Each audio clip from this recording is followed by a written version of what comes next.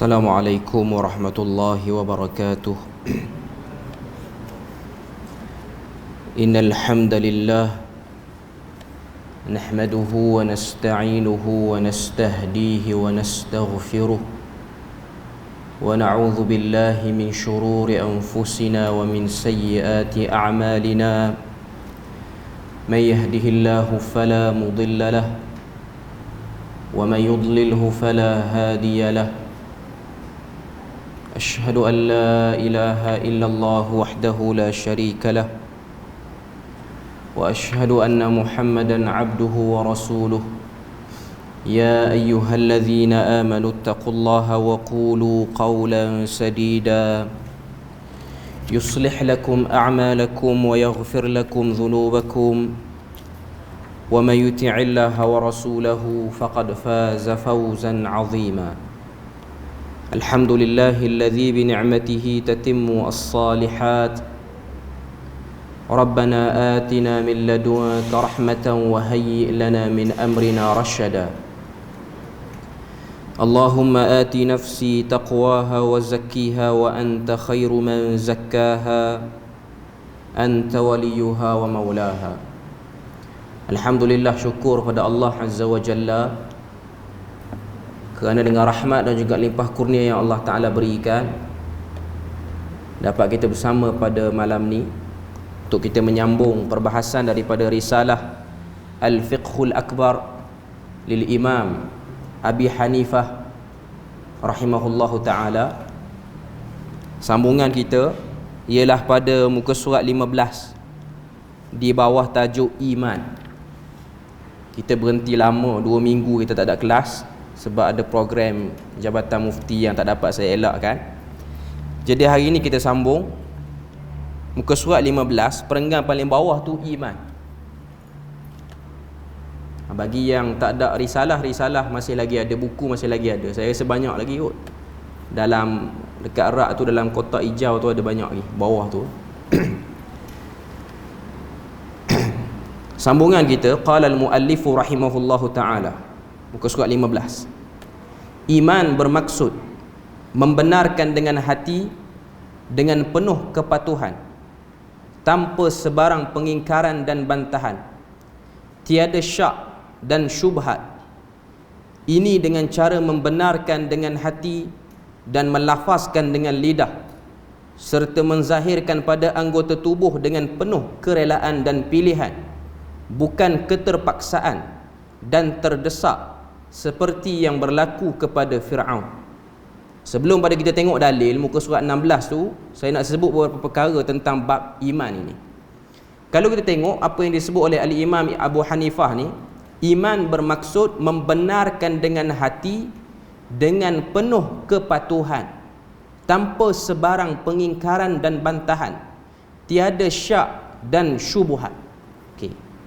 Kita boleh buat kurungan bermula pada perkataan membenarkan dengan hati sampailah pada tiada syak dan syubhat. Jadi ini ialah ta'rif iman oleh Al-Imam Abu Hanifah rahimahullahu ta'ala. Membenarkan dengan hati maknanya percaya dengan sepenuh hati, tanpa ada rasa ralat, tanpa ada rasa syak walau sedikit pun. Syak dalam bahasa Arab dia banyak tingkatan. Dalam definisi yang diberi ni, tiada syak, tiada syubhat. Syak ni ialah satu rasa taraddud. Taraddud ni dalam bahasa Melayu apa dia? Berbelah bahagi, nak percaya tak nak percaya. Yang sudah tinggi dia punya peratusan dia tu. Syak yang paling sikit dalam bahasa Arab disebut dengan nama raib. Sebab tu kalau kita baca Quran surah Baqarah, alif lam mim zalikal kitabu la raiba fi. Alif lam mim, inilah kitab yang tidak ada ragu padanya. Maknanya Allah Ta'ala nak beritahu Quran ini tidak ada keraguan, hatta keraguan yang 1%. Raib ni ialah bermulanya ragu. Dia tak ragu yang teruk lagi, tapi dia bermula ragu. Jadi Allah Ta'ala kata zalikal kitab, Quran ini la raiba fi, tidak ada padanya keraguan walaupun sekelumit keraguan, tidak ada. Okay. Jadi dalam ta'rif iman yang disebut sini, membenarkan dengan hati dengan penuh patuh tanpa sebarang pengingkaran dan bantahan. Maknanya percaya betul-betul. Percaya betul-betul. Seperti mana yang kita lafazkan dalam syahadah.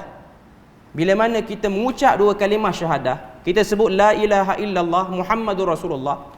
La ilaha illallah bermaksud penafian segala sembahan. Maknanya kalau orang datangkan sembahan apa pun, kita tak akan terima. Kita tak akan agungkan sembahan selain daripada Allah Azza wa Jalla. Itu ialah penjelasan berkenaan dengan maqam syahadah yang kita kena faham. Okay. Jadi ta'rif iman sangat berkait dengan syahadah yang dilafazkan. Okay. Jadi dia sebut sini tiada syak dan syubhat. Syubhat ni maksudnya lah kesamaran, keraguan. Maknanya datanglah apa-apa pun kita tak akan ragu dengan beriman kepada Allah Azza wa Jalla. Macam contoh yang saya selalu sebut, contoh kita tak terkesan dengan keraguan ni, orang datang jumpa kita bagi tahu, hari ni hari Selasa, esok bukan hari Rabu, esok hari Jumaat. Kita tak akan percaya. Sebab memang aturannya esok hari Rabu. Walaupun kadang-kadang kita iakan juga, sebab kita malas nak bergaduh dengan orang tu. Tapi jauh di sudut hati kita kata, orang ni betul mengarut. Mana ada lepas pada hari Selasa jadi hari Jumaat, mesti hari Rabu dulu. Itu maksud tidak ada keraguan walau sikit pun. Tak ragu. Atau contoh yang lebih dekat dalam sirah Nabi, waktu berlakunya Isra' Mi'raj. Ni sekarang ni orang duk cerita tentang Isra' Mi'raj. Hari ni pun kita cuti sebab tu. Okay. Bila mana berlaku peristiwa Isra' dan Mi'raj, orang yang pertama berjumpa dengan Nabi waktu Nabi baru balik daripada perjalanan tu. Kalau kita tengok dalam sirah Ibnu Hisham, siapa orang pertama? Orang pertama yang jumpa Nabi ni bukan sahabat Nabi lagi. Orang pertama yang jumpa Nabi ni ialah Abu Jahal dulu. Sampai Nabi di Mekah tu, daripada perjalanan yang panjang, satu malam, pergi Palestin, naik ke langit, turun balik sampai ke Mekah.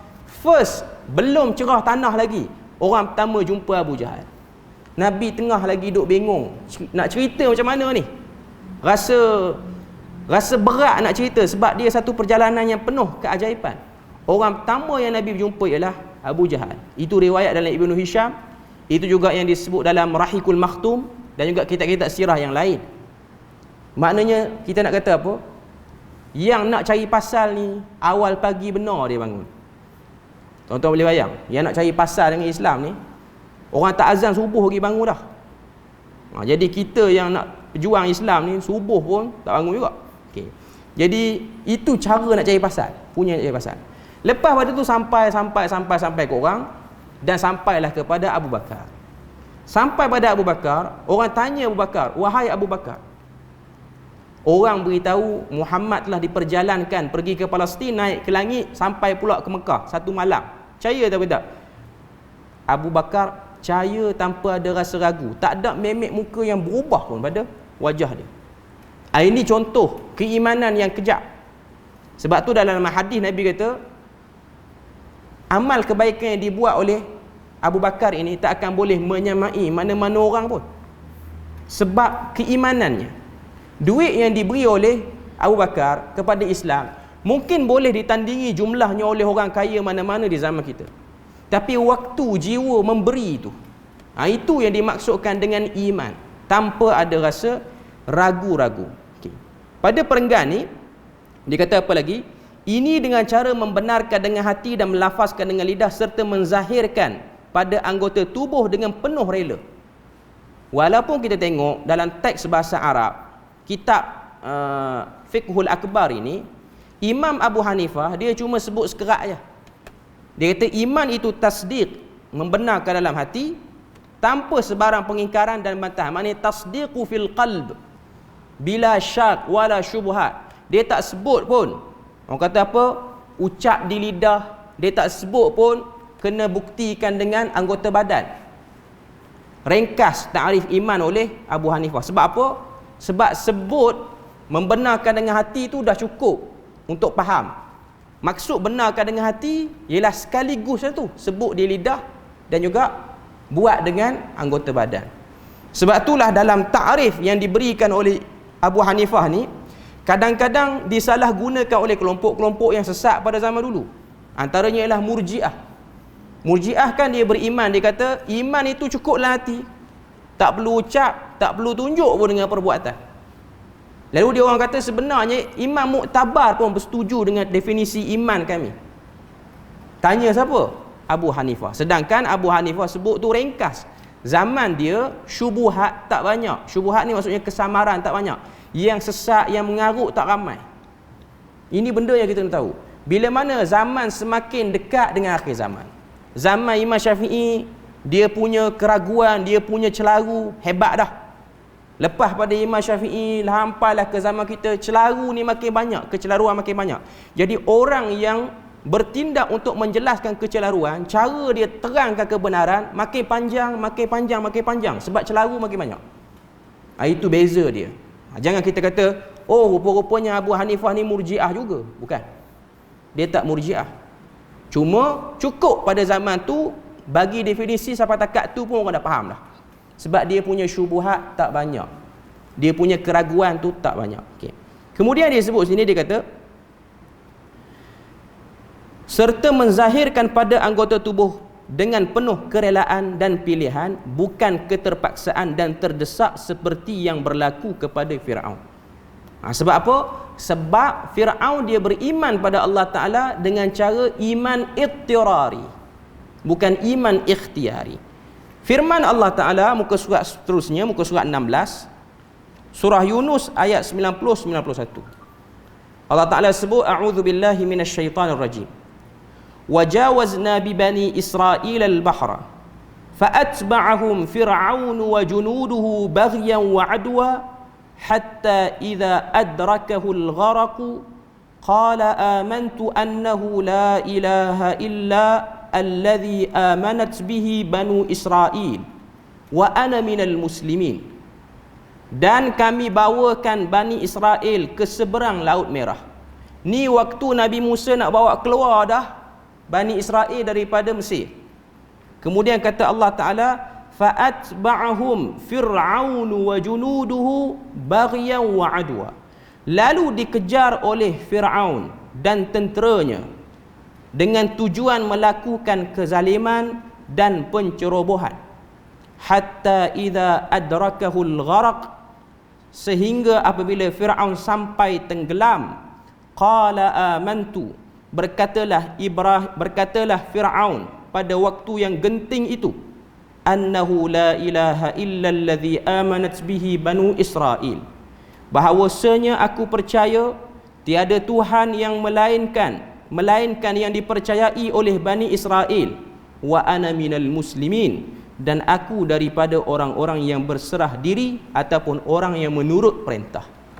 Maknanya Fir'aun waktu laut tu dah bertangkup balik, waktu tu dia dah nak lemas, waktu tu baru dia nak menyatakan iman dia macam yang diseru sebelum ni oleh Nabi Musa alaihissalam. Kita tengok dalam ayat ni, wajawazna bi Bani Israel. Maknanya bila mana Bani Israel sudah menyeberangi lebih pada setengah. Itu maksud tajawaz, maknanya lebih pada setengah dah perjalanan itu. Fa'atba'ahum fir'aun wa junuduhu baghyan wa adwa, lalu diikuti oleh Fir'aun dan tenteranya dengan sifat baghyan. Baghyan ni maksud dia apa? Zalim. Adwa, dan juga nak buat pencerobohan. Okay. Ini dalil daripada Al-Quran tunjuk pada kita bagaimana Fir'aun Allah Ta'ala ingin hinakan dia. Sehari dua ni cerita Fir'aun banyak orang ubah. Kalau tuan-tuan dengar lah, okay. Tuan-tuan dengar sehari dua ni kan, okay. Pertama, Fir'aun jadi raja sebab bertemu wali dalam Sungai Nil. Saya tak nak jawab lah, saya letih jawab yang tu. Okay. Yang ni, yang kedua ni cerita yang sedap juga lah. Okay. Waktu dia nak menyeberangi tu, Fir'aun dah tahu laut ni akan tangkup balik. Okay. Cuma yang menyebabkan belah pi juga tu sebab apa? Okay. Sebabnya malaikat menyerupai kuda betina goda kuda yang Fir'aun tunggang. Menyebabkan kuda jantan tu jadi geram, dia masuk juga sampai ke tengah. Allahu Akbar. Cerita dahsyat tuan-tuan. Israiliyat pun tak buat sehebat tu. Datang Melayu liat dia boleh pergi sampai lebih pada tu. Okay. Quran sebut banyak tu ya. Quran kata fa'atba'hum, dia ikut dengan sebab dia nak pukul, dia nak hambat, dia nak ligan kawan tu. Memang betul-betul. Bukan tak ada cerita-cerita yang tambah. Entah apa sebab benda tu diceritakan, wallahu alam. Tidak ada manfaat untuk masyarakat kita tahu benda-benda macam tu. Ini orang kata apa, cerita-cerita yang ditokok tambah, yang sangat berlawanan dengan Quran. Kalau tuan-tuan tengok ni, ayat 90 ni, Allah Ta'ala kata fa'atba'ahum Fir'aun. Fir'aun ikut, bukan kuda dia terpikat dengan kuda betina tu. Kuda betina tu pula malaikat. Itu cerita-cerita yang cuba memalingkan kita daripada tengok Quran. Sebab tu tuan-tuan, dalam Quran ni dia banyak cerita. Cerita dia ringkas. Datang tukang cerita, dia bagi sedap lagi cerita tu. Okay. Inilah yang disebut sebagai qusas, tukang cerita. Ayat ni suruh kita tengok apa gunanya kalau dah nak mati baru nak beriman. Dia nak suruh situ. Tapi yang tukang cerita ni, dia pergi tarik sampai ke cerita kuda pula. Tengok pemesongan yang dilakukan daripada apa yang disebutkan dalam Al-Quran. Quran sebut mudah. Fa'atba'ahum Fir'aun. Fir'aun dengan kehendak dia, dan dia perintahkan tentera-tentera dia untuk ikut sekali. Sampai dah nak tenggelam. Maknanya air makin naik. Akhirnya barulah dia nak beriman. Kemudian ayat yang ke-91, al-ana wa qad asaita qablu wa kunta minal mufsidin. Allah Ta'ala berfirman, adakah sekarang baru engkau beriman, padahal sesungguhnya engkau dari dahulu telah kufur derhaka, dan engkau telah pun menjadi dari orang-orang yang melakukan kerosakan. Allah Ta'ala tak terima iman Fir'aun, sebab iman ni dipanggil dengan iman ittirari, cemah dah baru nak beriman. Okay. Kita tengok huraian bawah tu, dia kata apa? Iman sebegini di saat hampir mati tidak memberi sebarang faedah bagi empunya dirinya. Iman secara terpaksa dan terdesak ini dinamakan dengan iman ittirari. Hanya senya berfaedah iman seseorang itu apabila ia beriman dalam keadaan dia memilih untuk beriman selagi nyawa belum sampai ke halqum. Iman ini dinamakan dengan iman ikhtiyari. Yang Allah Ta'ala akan nilai ialah iman ikhtiyari. Iman ikhtiyari ataupun iman kasbi pun boleh juga nama dengan macam tu. Maknanya kita usaha untuk meningkatkan iman. Sebab iman ni dia ada naik turun dia. Itu yang dipegang oleh para ulama Ahlus Sunnah wal Jamaah. Okay. Kemudian selesai bab iman ni, kita nak masuk sikit tentang bab rukun-rukun iman secara ringkas. Jadi Imam Abu Hanifah dia hurai sikit rukun-rukun iman secara ijmal. Ijmal ni maksudnya ringkas. Okay. Beriman dengan Allah Jalla Jalaluhu merangkumi. Muka surat 16 tu, yang pertama, beriktikad bahawa tidak ada yang menciptakan alam ini, mentadbir, mengaturkannya, memberi rezeki kepada semua penghuninya, mendatangkan manfaat dan menyebabkan kemudaratan, melainkan Allah Azza wa Jalla. Ini ialah konsep iman yang pertama. Percaya tidak ada yang cipta alam ini, takbir, urus, atur, beri rezeki pada semuanya, datang manfaat, datangkan mudarat, tolak mudarat, melainkan Allah Azza wa Jalla. Ataupun disebut juga dengan nama Tauhid Rububiyah. Tauhid Rububiyah. Okay. Jadi kita akan sebut pembahagian-pembahagian Tauhid ini secara ringkas. Yang kedua, beriktikad bahawa tidak ada yang layak dan berhak disembah melainkan Allah. Segala bentuk ibadat hanya ditujukan dan ditumpukan kepada Allah Jalla Jalaluh. Yang ni ialah Tauhid Uluhiyah. Tauhid Uluhiyah. Okay.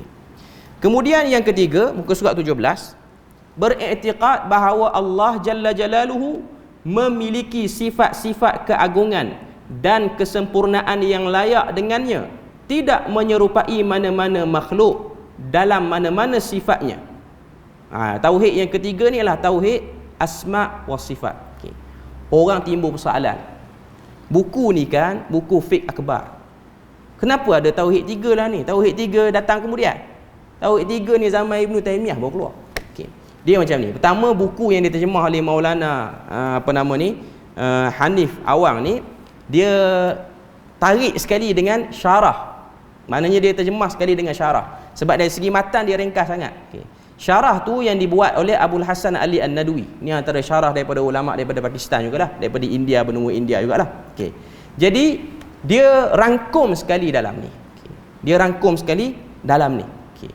Dan isu ni walaupun dia bukanlah isu besar, tapi ada orang dia nak cari isu, dia jumpalah. Kalau dia korek, dia akan jumpalah. Okay. Sebenarnya pertembungan di antara tauhid 3 dan konsep-konsep pengajian yang lain bukanlah bermakna pertembungan yang lain tu konsep dia, bukan. Konsep dia sama. Cuma jenama sahaja lain. Jenama sahaja lain. Dia bukan satu platform untuk kita nampak ni aliran yang lain, yang ni aliran. No, bukan aliran yang sama saja. Sebab tu kalau kita tengok daripada fiqh akbar keluar apa? Keluar akidah tahawiyah. Daripada akidah tahawiyah ni dia macam-macam syarah. Kitab akidah tahawiyah ni telah disyarah oleh para ulama berbagai aliran dan manhaj. Maknanya dia datang daripada benda yang sama, sumber yang sama. Cuma yang ujung-ujung ni dengan sebab takwilan, dengan sebab huraian, dengan sebab kecenderungan, dengan sebab sentimen, tu yang jadi panas sikit di ujung-ujung. Sebenarnya dia datang pada sumber yang sama saja.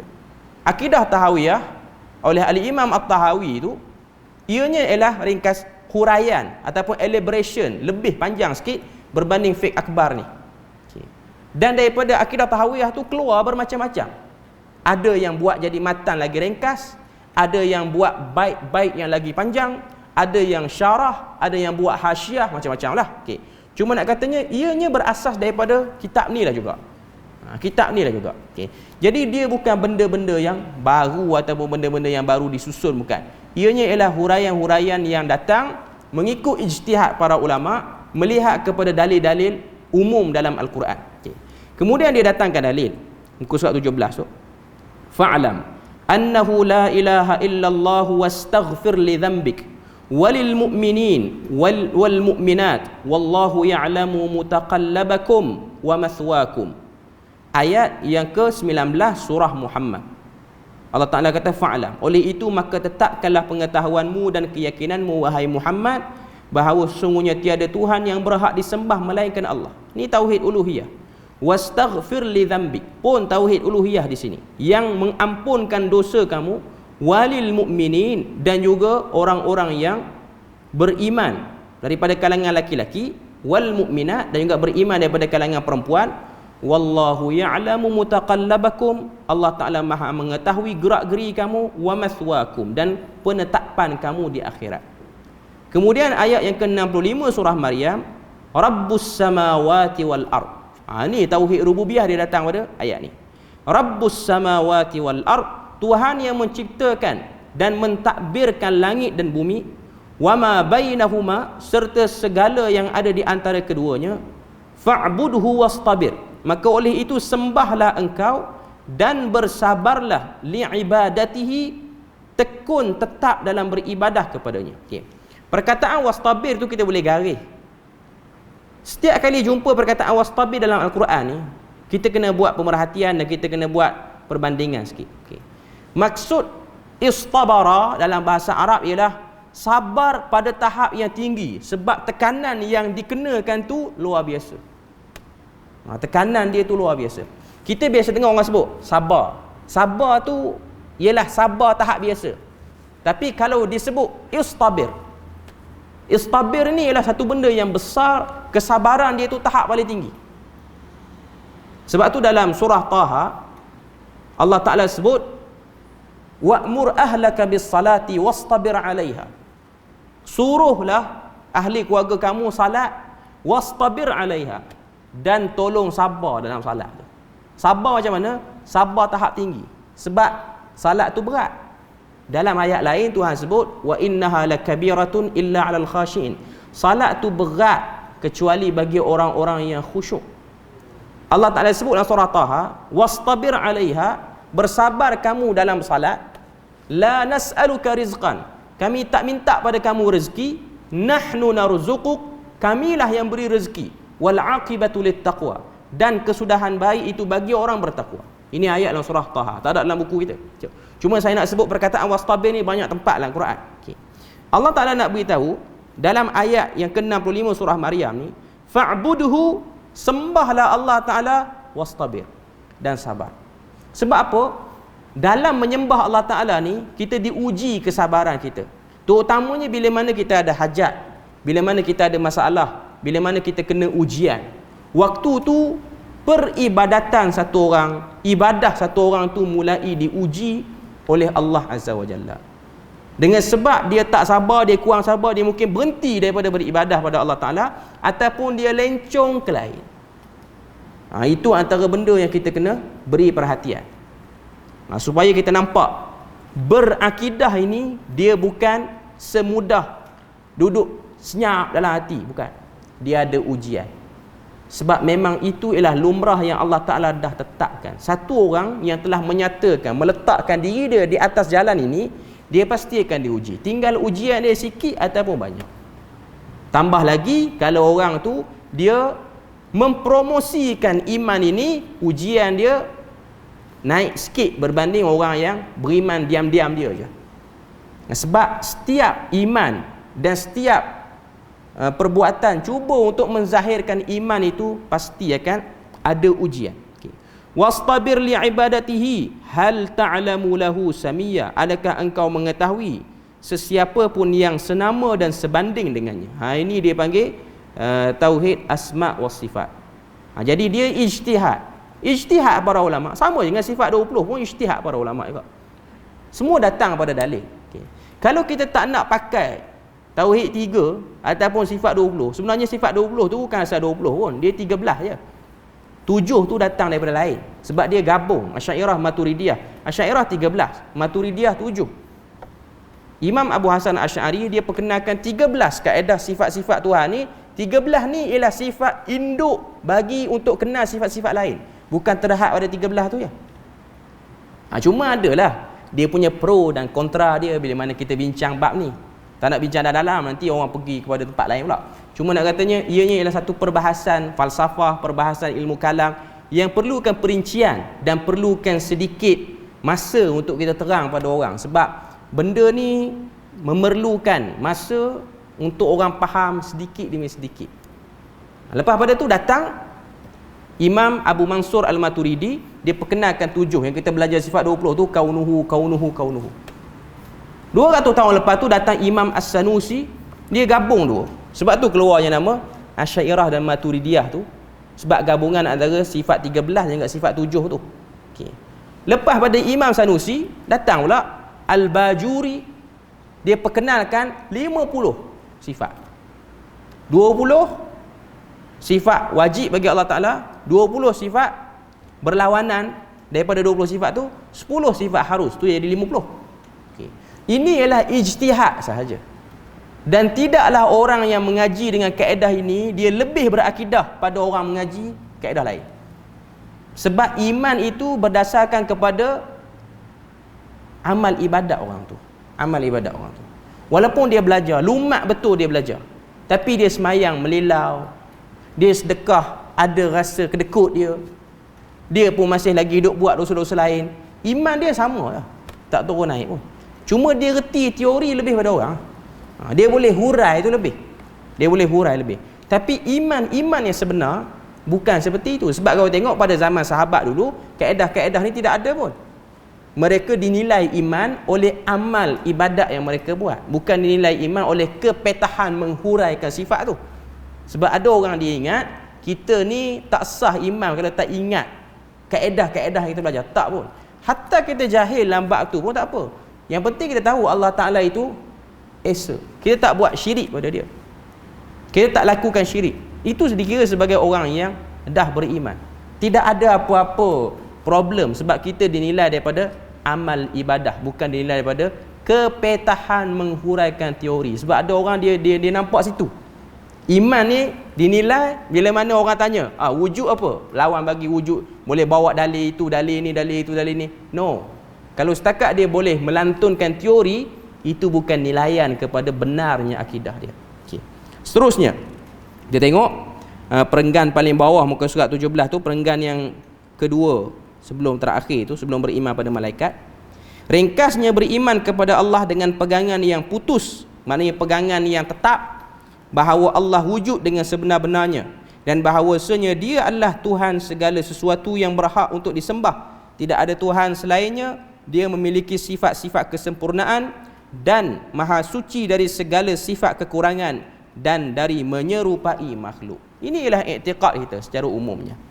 Jadi selesai kita untuk beriman kepada Allah. Mudah saya nak cerita pada tuan-tuan puan-puan ni ada ni. Beriman pada Allah ni apa dia? Percaya Allah Ta'ala itu wujud dan dia esa, tunggal. Dan dia tidak boleh disyirikkan. Selesai orang tu. Orang tu dah selesai dah. Dan dia tahu Allah Ta'ala tu ada nama-nama yang mulia. Dia tak ingat pun tak apa. Dia tahu yang tu dah okey dah. Okey, solat dia dah okey, dah betul dah. Yang penting dia jangan terlibat dengan kesyirikan. Itu saja. Sebab kesyirikan itulah yang akan membatalkan keimanan.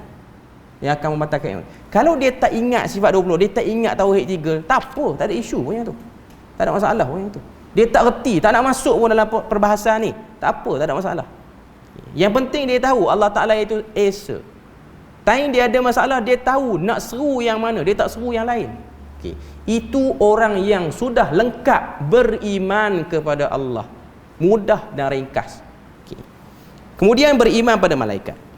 Malaikat ialah makhluk yang mempunyai jisim yang latifah, iaitu jisim yang halus, yang diciptakan daripada cahaya, dan ia boleh menjelma dalam pelbagai bentuk. Malaikat boleh menjelma dalam pelbagai bentuk, diciptakan daripada cahaya. Hak ni yang betulnya. Selain pada tu yang dicipta pada cahaya tu tak betul lah. Sebab 2-3 minggu ni dia banyak isu tu kan. Yang selaru ni dia laju pada yang fakta. Tu yang kadang-kadang kita tak sempat nak jawab semua. Tuan-tuan mungkin dengar. Sebab sebaran-sebaran ni, sebaran-sebaran yang karut-marut ni, okay, yang berumur mungkin tak ikuti sangatlah. Yang muda-muda, sebab serangan ni dia pergi pada yang muda. Okay. Sekarang ni tuan-tuan kena sedar. Dunia dalam, dia panggil istilah wuku, kalau tak silap. Dia ada satu istilah baru, dunia dalam alam maya ni. Saya tak ingat sangat, tapi dia ada istilah. Dia bukan alam maya, tapi dia ada satu lagi istilah lain. Okay. Maknanya manusia berasak di situ. Okay. Duduk dalam media sosial ni macam-macam lah. Facebooknya, Twitternya, TikToknya, macam-macam. Cuma dari segi trending sekarang ni, dia naik TikTok lagi pada Facebook. Saya tak ada akaun TikTok ni, saya tak sempat nak layan semua benda tu. Okay. Cuma saya dapat maklumat lah. Orang muda ramai berada di situ. Okay. Dan kecelaruan dalam agama ni pun dia disebarkan banyak di situ. Jadi kuliah-kuliah penceramah pelipu lara ni pun di-cut, dia buat pergi situ. Okay. Dan yang bermain di TikTok ni memang ramai orang muda lah. Okay. Sebab tu kita akan tengok maklumat-maklumat yang tak betul ni dia banyak datang pada orang muda. Okay. Orang-orang yang berumur ni dia tak banyak sangat. Dia ada masalah, tapi masalah lain. Okay. Cuma untuk pengetahuan tuan-tuan lah, yang saya cerita secara umum je lah. Okay. Apa saja kecelaruan ni, tugas orang yang tahu, dia kena cerita kecelaruan tu, kena betul balik. Okay.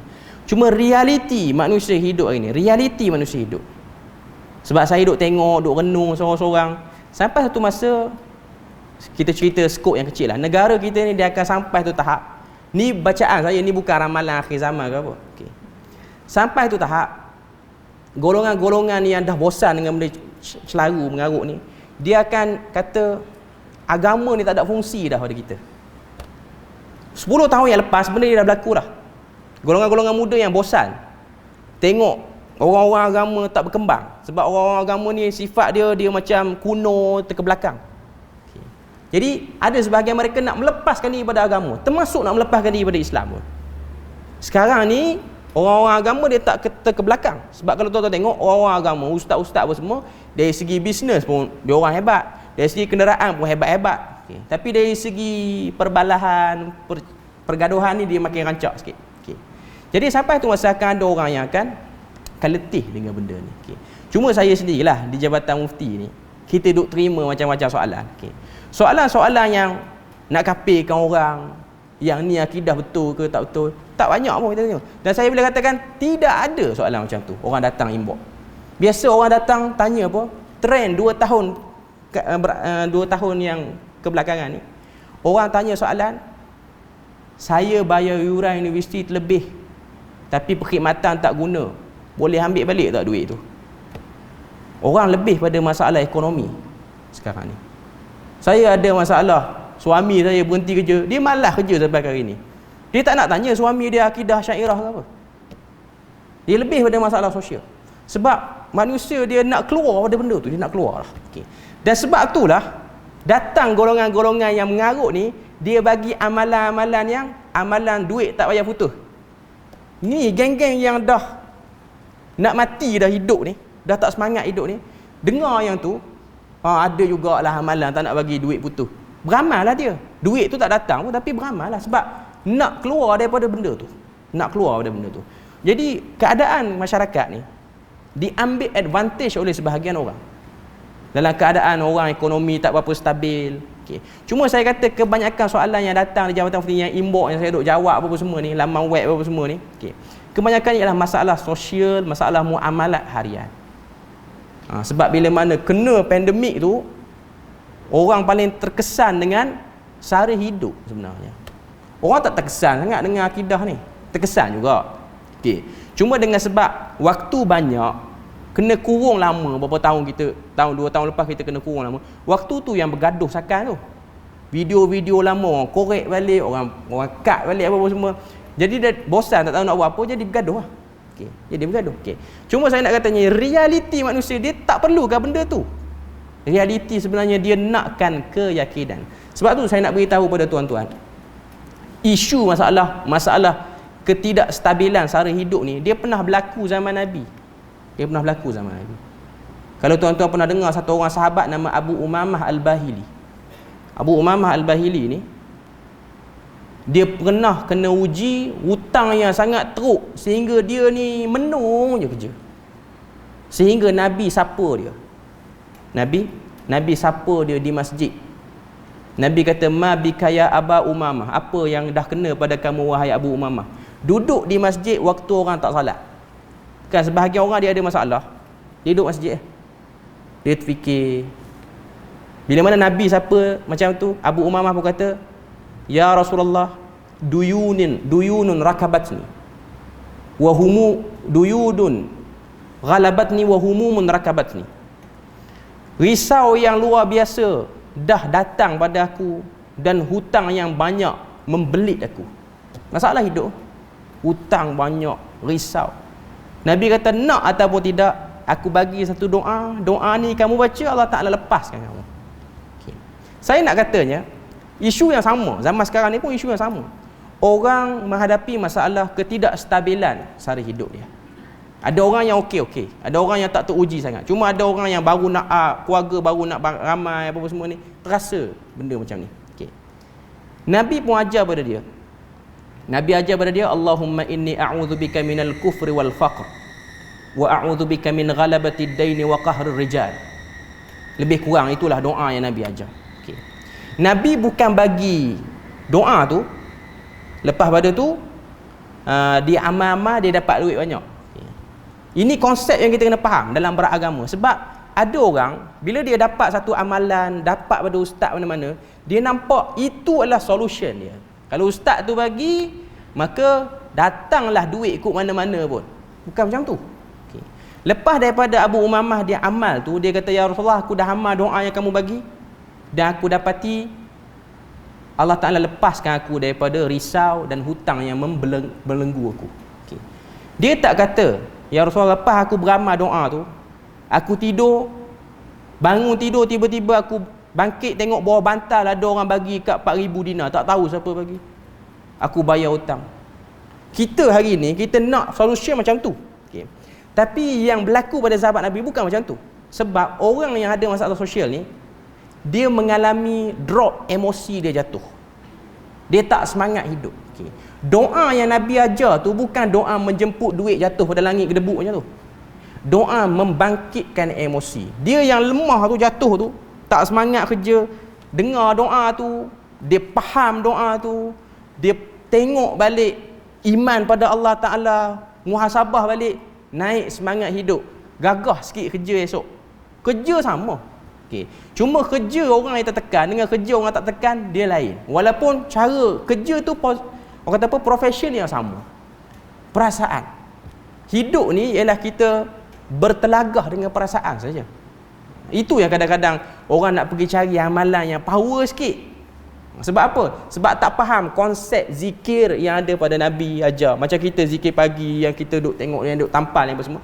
Allahumma inni as'aluka ilman nafi'a wa rizqan tayyiba wa amalan mutaqabbala tu. Okey. Kita beri lalu azan tu.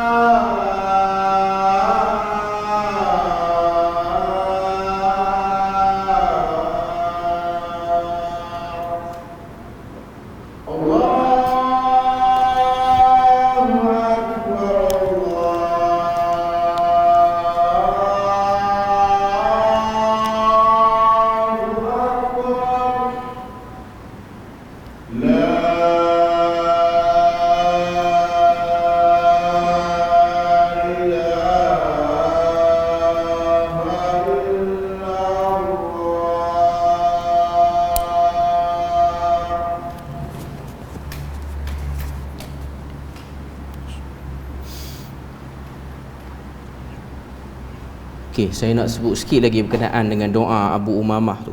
Kalau kita tengok dalam riwayat, bila mana dia mengadu pada Nabi, Nabi kata, afala u'allimuka kalaman idza anta qultahu adhhaballahu azza wa jalla hammak wa qada 'anka dainak.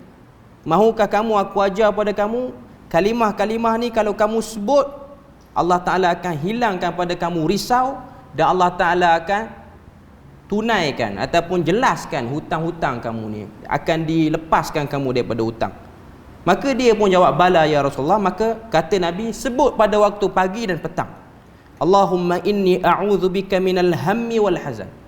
Ya Allah, aku minta lindung padamu daripada al-ham, risau terhadap benda yang belum berlaku, wal hazan, sedih terhadap benda yang dah lepas.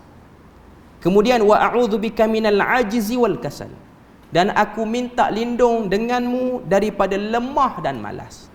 Bila mana kita ni hidup emosi tak stabil, kita akan lemah tubuh badan, nak kerja tak semangat. Dia akan pergi masalah seterusnya, malas. Malas apa sini? Malas beribadah. Tak ada nikmat beribadah. Solat ke apa semua, nak puasa sunat lagi jauh lah. Okay. Wa a'udzu bika minal jubni wal bukhl, dan jauhkanlah aku minta lindung denganmu daripada al-jubn, pengecut, dan juga al-bukhl. Al-bukhl maksud dia apa? Bakhil. Sebab orang yang pengecut, dalam masa yang sama dia akan bakhil lah. Pengecut sini apa dia? orang yang tidak tetap pendirian. Berlaku kekeliruan, tak berani sebut, tak berani buat apa-apa tindakan. Kalau dia orang berkuasa, diam.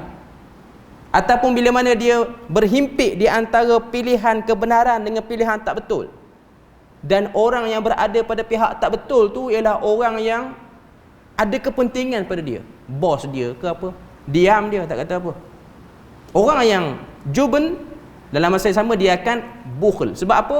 Dia takut pada orang yang menekan. Orang yang menekan tu boleh kacau periuk nasi dia. Sebab tu dia akan jadi kerikut.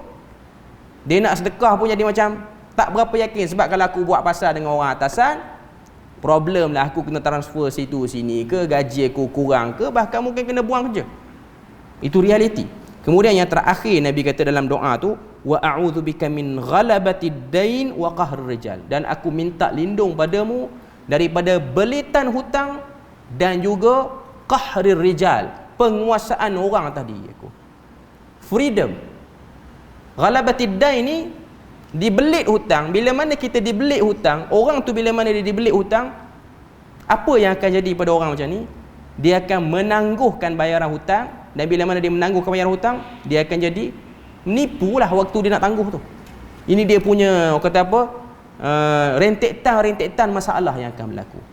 Cuma ringkas cerita berapa minit yang ada ni, bila mana Abu Umamah dapat doa ni, saya nak kait dengan beriman pada Allah Ta'ala ni. Kalau kita jelas dalam bab beriman pada Allah Ta'ala, kita bukan menunggu keajaiban. Sebab ada orang, dia faham beriman pada Allah Ta'ala ni, amal gitu-gitu turun keajaiban. Turun, dia mengharapkan. Sebenarnya keajaiban yang sebenarnya ialah orang tu kejap, jadi apa pun tak ada masalah. Dia cari, dia boleh keluarkan potensi diri. Sebab orang kita ni bila mana dia beriman pada Allah Ta'ala, dia nampak beriman pada Allah Ta'ala ni menunggu keajaiban. Menunggu keajaiban, tak keluar-keluar. Sebab tu kita akan pelik bila mana tengok orang yang bukan Islam lebih maju lebih. Sebab apa? Sebab dia orang mengambil asbab, kita mengambil keajaiban. Sebab tu tak terjadi apa-apa pun dalam kehidupan. Itu realiti. Sebab tu agama Islam dia bukan promote keajaiban, bukan promote yang tu. Sebab tu bila mana ada orang dia datang bawa cerita wali sekian, wali tu nak promote, nak perosok kita dengan keajaiban, dia akan merosokkan orang Islam dalam bab nak lebih maju lagi. Takkan boleh pergi. Sebab dia akan blok. Sebab hidup ni fokus nak jadi wali, zuhud, lepas tu malah kerja. Lepas tu kita kena tindas. Lepas tu orang kafir menguasai kita. Akhirnya apa yang kita ada? Taklah kata jadi wali tu tak elok. Okey. Wali dengan cara yang tak betul. Dipromok sangat dengan cerita-cerita, dimomok sangat sehingga kita tersasar dalam bab beriman pada Allah. Beriman pada Allah ialah beriman, mengesakan dan hidup di atas bumi, menjalankan tugas sebagai khalifah selayaknya, berusahalah hidup sebaiknya. Allah Ta'ala akan uruskan hidup kita dengan baik. Orang yang ambil asbab, dia akan dapat lihat daripada kesan dia ambil asbab tu, Tuhan akan buka jalan. Dia nak maju, dia kena kerja, dia kena fikir, dia kena buka, dia akan dapat benda tu. Sebab saya nak katanya, perbalahan-perbalahan yang berlaku ni, punca dia lah tak nampak di mana ruang sebenarnya hidup ni. Sebab orang yang susah, dia menanti jawapan yang konkret.